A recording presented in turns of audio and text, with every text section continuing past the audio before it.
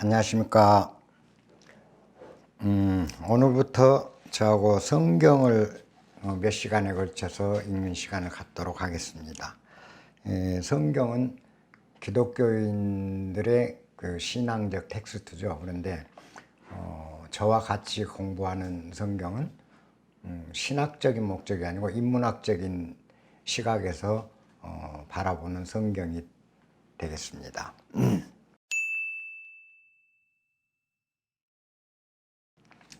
아마 인류 역사상 가장 성공한 책이 있다면 이 성경일 겁니다. 최고의 베스트셀러죠. 그런데 이 성경은 참 특이한 그 성격을 갖고 있어요. 이 성경은 그렇게 많은 사람이 읽는데도 불구하고 특정 부류, 특정 집단의 사람들의 전유물이 되고 있다. 성경이. 그런데 우리가 이 성경을 가만히 들여다보면은 그리스도를 신앙하는 기독교인들만이 읽는 책이어야 되는가? 또 일반인들은 왜 이 책을 보지 않는가? 이런 점을 좀 살펴볼 필요가 있어요. 기독교 신앙을 갖지 않는 사람들이 도대체 기독교 하나님을 믿는 저 사람들은 왜 믿을까라는 의문, 그래서 하나님 어떤 존재인가 나도 한번 봐야지 하고 성경을 보는 경우가 있을 겁니다. 그 다음에 또 철학이나 학문적인 목적 또는 호기심에 의해서 잠깐 성경을 한번 읽어볼 생각을 가진 사람들이 꽤 있는 걸로 압니다. 저 역시 그렇게 이 성경을 접하게 됐던 거니까요. 그런데 대부분의 사람들이 성경을 읽으면 이 성경 속에 있는 일반 상식을 벗어난 이야기들, 그리고 앞뒤가 안 맞는 모순, 여기에 굉장히 당황을 하게 됩니다. 도대체 이걸 믿으라는 얘기야? 어떻게 믿으라는 걸까? 하면서 성경을 읽다가 바로 덮어버리는 경우가 많습니다. 또 한 부류는 뭐냐? 하나님이 어떤 사람이 어떤 존재인가를 알고 싶어서 성경을 보는 사람들이 있습니다. 그런 경우에도 이 성경에 기록된 하나님의 성격, 그걸 보면은 기급을 하게 됩니다. 그래서 도대체 이런 하나님을 좋다고 믿는 저 기독교 신자들은 뭔가? 이런 의문을 갖게 됩니다. 자, 하느님이 굉장히 선하고 인간을 사랑하신다. 모든 사람은 기독교에서 그렇게 얘기를 하니까 하나님은 굉장히 선하신 분, 절대선이라고 생각하면서 성경을 보게 되는데, 이 성경을 보다 보면 이런 얘기들이 많죠. 하나님이 자기가 낳은 자식, 그러니까 우리로 하면 자기 가족인 거죠. 자기 핏줄. 자기 핏줄을 좀 구박하고 학대했다라는 이유로 타 인종을 멸종을 몰아가는 경우가 많습니다. 유대인들이 이집트에 그 노역을 하고 있을 때 이집트인들의 장자, 큰아들들을 전부 죽여버리게 됩니다. 그 노예에서 안 풀어준다고 전부 죽이는 학살자의 모습이 하나님의 모습으로 나옵니다. 그런가 하면 소돔과 고모라에서는 사람들이 좀 방탕하고 음란하다 해서 한 도시, 성 전체를 불로 태워버립니다. 모든 사람들을 불로 지지고 불구덩이에 집어넣어서 다 멸종을 시킵니다. 단 한 사람도 살리질 않아요. 그런 또 노아 홍수 있죠. 이번에도 자기 뜻에 거슬린다. 내 말을 안 듣는다. 내가 원하는 대로 안 산다. 사람들이 사악해졌다. 이런 이유로 물에 빠뜨리고 전 인류를 익사시켜 버립니다. 하나님 가만히 보면 지독한 독재자요, 학살자의 모습인 거죠. 그런가 하면 또 어떤 경우이냐. 십계명을 보세요. 나 외에 신을 믿지 말라 그러셨습니다. 질투가 많은 거죠. 하나님은 질투, 의심, 덩어리로 보이는 게 성경에 기록된 내용들입니다. 그러니까 사람들이 놀라서 도대체 이런 하나님 어찌 믿으라는 거냐. 못 믿겠다. 말이 안 맞고 앞뒤가 전체가 모순되고 상식도 벗어나고, 이제 하나님은 살육자 독재자다. 이 성경을 접할 때 최초 접한 사람들이 갖게 되는 의문 중에 하나일 겁니다. 그런데 신앙으로서 이 책을 보는 사람들은 그 모순과 그 하나님의 의심 많은 독재자의 모습마저도 신앙의 힘으로 긍정으로 받아들이고 모순도 극복을 한다는 거죠. 근데 일반인들은 그걸 극복할 수가 없는 거예요. 그 모순을 극복을 못하니까 어떻게 되냐. 결국은 성경을 던져버리게 된다는 겁니다. 그런데 여러분, 성경책은 그렇지 않습니다. 이 책은 모든 인류가 꼭 읽어볼 만한 가치 있는 책이라는 걸 여러분들은 아셔야 됩니다. 정말 이 책에 기록된 내용들이 앞뒤가 안 맞고 상식을 벗어나고 모순덩어리일까요? 기독교를 안 믿는 사람이 기독교란 타 종교라는 시각에서 봤을 때 우선 다가오는 하나의 편견이 그렇게 됩니다. 그런데 이 성경을 신학서가 아닌 인문학서로 보고 인문학적인 입장에서 성경을 들여다보게 되면 그 많은 모순들이 하나도 모순되지 않고 고스란히 정리된 대화 드라마가 됩니다. 이 성경을 신학 지침서로가 아니라 여러분들이 보실 때는 이 성경에 기록된 이야기가 우리들의 이야기다. 그리고 우리 내 내면의 이야기를 기록한 것이 성경이다. 성경에 기록된 모든 내용들이 내 내면의 이야기라고 생각하고 성경을 읽는다면 성경에 기록된 모순들, 앞뒤가 안 맞는 이야기들 굉장히 많죠. 이게 우리 내면으로 들어와 보면 우리 내면에서 우리 행동이 내 생각과 다르게 나는 행동을 해요. 이게 모순이죠. 그리고 오른쪽으로 가야 되는 게 정이고 분명하게 그 옳은 일인데도 불구하고 우리는 왼쪽을 선택할 경우가 많습니다. 우리 안에 모순이 앞뒤가 안 맞는 모순인 거죠.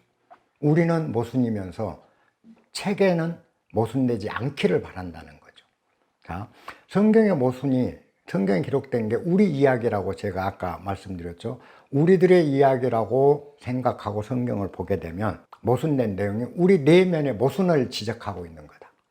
인문학적으로 볼 때 그렇다는 겁니다. 우리 기독교 신앙을 하시는 분들도 한 번쯤은 이 성경이 신의 이야기가 아니라 우리 내면의 이야기요, 우리 삶의 이야기라고 시각을 바꿔서 성경을 한 번쯤은 보실 필요가 있을 겁니다. 그랬을 때 진실로 성경이 얼마나 극적이고 드라마틱한 대화 드라마인지를 여러분들이 깨닫게 될 거예요. 성경은 5막으로 구성된 하나의 거대한 드라마입니다. 자, 성경 시즌 1, 천지창조와 에덴 동산 건설. 이게 시즌 1입니다. 시즌 2는 에덴에서의 추방.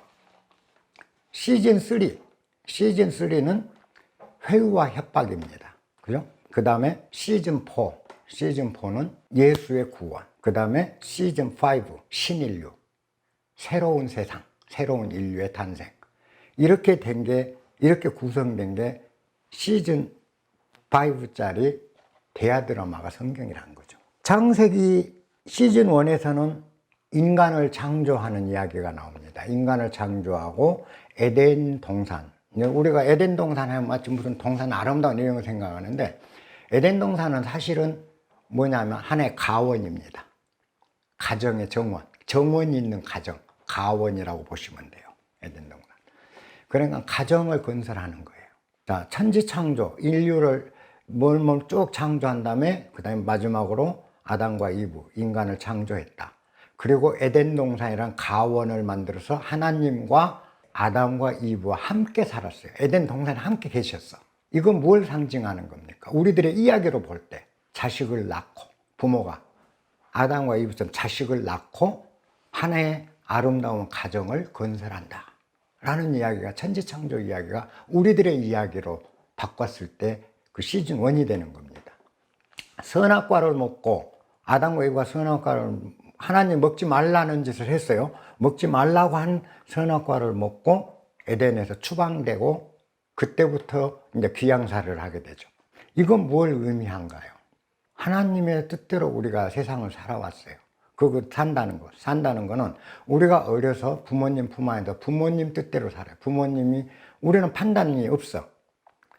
순수 그 자체가 어릴 때는 아무런 판단이 없습니다. 사념도 없고. 그래서 부모님 밑에서 부모님이 시키는 대로 순종하면서 부모님 뜻에 따라서 살아요. 그런데 아담과 이브가 선악과를 따먹었다. 이건 뭘 의미하냐? 이제 하나님의 뜻대로 사는 게 아니라 내 뜻을 펼쳐보겠다. 내 뜻을 펼쳐보겠다라는 이야기가 이 선악과의 이야기입니다. 그래서 내가 선악을 구분한다라는 거, 선악과를 먹고 선악을 구분하게 됐다라는 건 뭐죠? 내가 하나의 인간 개체로서 내 의지대로 내가 옳다고 생각하고 내가 나쁘다고 생각한 대로 그 판단하면서 내 의지대로 살겠다는 겁니다. 그러면 얘기는 뭐죠? 아담과 이브가 선악과를 먹고 자기 뜻대로 세상을 살려고 할 때 굉장한 긴장과 그 다음에 저항, 이게 우리 안에 있는 거죠. 우리가 사춘기가 되면 이제 내 판단대로 하려고 합니다. 아버지 뜻을 자꾸 거르고 어머니 뜻을 자꾸 거스려요. 하지 말라고 했는데도 내 뜻을 펼쳐. 왜 우리는 그렇게 될까요? 내 안에 자아가 커지기 때문이죠. 그건 뭐냐? 하나님이 우리한테 넣어주셨거든. 빛과 어둠, 천지창조, 당시 하늘과 땅, 이런 것들이 우리 안에 다 있지. 선과 악, 모든 게 하나님 형상대로 나를 만들어 주셨다는 것은 하나님처럼 독자적으로 행동할 권리가 있다는 겁니다, 우리한테. 그래서 이제 그 권리가 있으니까 나도 독자적으로 해보고 싶다고 하게 되니까 하나님과의 어떤 문제가 긴장과 갈등이 재현되는 거죠. 그래서 추방됩니다. 우리가 사춘기가 되면 부모님 뜻을 거슬리면서 굉장히 부모님하고 갈등을 많이 해요. 하나님하고 갈등 빚는 거예요. 그렇게 갈등을 빚다가 드디어 나중에는 독자적으로 자기 삶을 찾아갑니다. 분가, 나대로 나아간다. 이게 뭐냐? 추방, 부모로부터의 추방이고 부모를 떠남입니다. 하나님을 떠남이죠. 추방이고 그 다음부터는 내 혼자 유리한다. 세상을, 거친 세상을 나 혼자 떠돌면서 살아야 된다. 요게 시즌2입니다. 그 다음 시즌3. 시즌3는 회유와 협박이라고 그랬습니다. 회유와 협박은 뭐냐?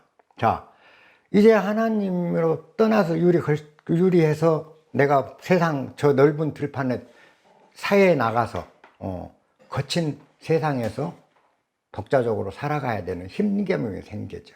힘겨움이 생겨. 그러니까 부모님이 그렇게 때 집 살 때는 이것도 도와주고 결혼할 때 이것도 도와주고 하시듯이 하나님도 딱하다. 그 고생하는 인류가 딱하니까 야, 그렇게 살지 마, 그렇게 살지 말고 이렇게 하면서 자꾸 하나님이 자기가 원하는 대로 그 인류가 살도록 끌어들이려고 그래요. 그래서 회유를 해요. 너희가 내 말을 잘 듣고 그렇게 해주면 만국이 너희 밑에 복종하게 해주겠다. 당근을 주는 거예요. 그 다음에 만약에 너희가 그렇지 않으면 사망이요 멸망으로 몰아가겠다. 협박을 하는 겁니다. 하나님 항상 보면 그죠. 나는 질투의 신이다. 그리고 징벌의 신이다. 이렇게 얘기하면서 협박을 해요. 부모님이 자기 뜻대로 안 하면 굉장히 부모님이 스트레스 받듯이 하나님도 그렇다. 이건 뭐야? 우리 이야기라는 거죠. 그래서 이번에는 징벌을 했다가 또 회유를 했다가 협박했다가 회유했다 하면서 계속 자기 뜻대로 살아가도록 아브라함 때부터 이제 하나님은 회유와 협박을 하면서 품으로 자꾸 끌어들이는 게 우리 삶의 이야기, 우리 부모님들의 이야기인 거예요. 하나님이 이때는 우리 부모님이 되는 겁니다. 자, 그렇게 하는데도 인류가 나가서 너무 고생을 해. 나와서 독자적인 삶을 살면서도 언제나 우리 삶 자체는 스트레스와 고난, 물론 즐거움도 때때로는 있지만 슬픔과 고난과 고독, 외로움이 항상 점철돼 있어요. 그래서 이제 뭐냐? 예수님의 구원. 이때 내 삶을 스스로 자각하기 시작하는 거죠. 내 삶은, 그게 이제 구세주를 찾는 단계죠. 내 삶이 좀 더 평온하고 옛날 부모님 밑에서 단단하게 그렇게 살았던 것처럼 평온하고 행복한 삶을 살 수 없을까? 고통 없는 삶이 없을까라고 이제 삶의 본질을 연구하고 또 본질을 추구하기 위해서, 진리를 추구하기 위해서 우리가 노력한다. 이게 예수님으로 상징되는 구원 사상. 이제 구원을 내가 바라는 거죠. 자, 그렇게 돼서 내가 구원을 얻게 되면, 내가 진리를 깨닫게 되고 세상 사는 도를 깨닫게 됐을 때 내 삶이 일단 평온으로 들어온다. 그건 이전의 나와 다른 신인류다. 요게 시즌5입니다. 성경은 이처럼 거대한 드라마로 구성되어 있다.